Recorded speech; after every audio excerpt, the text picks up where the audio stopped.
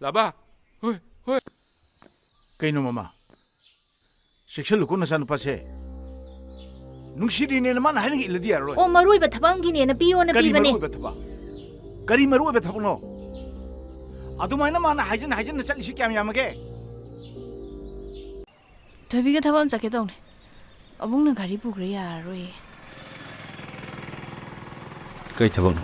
Egi chalu siaba.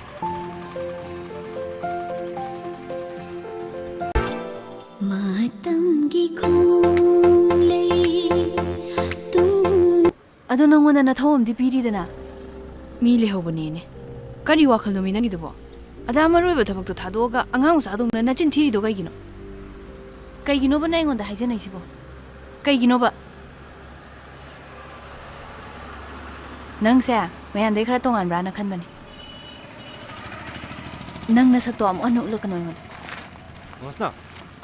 Masna amta ngai kho ado haina chumna sum loina bani imana bane na adu noi koibaga saminaraga wariga sanai aidudi aduna kamai toriba kana aiba kai wai sane aiba o mi yaw aduna hairapuni wari se makok te mo hodore ne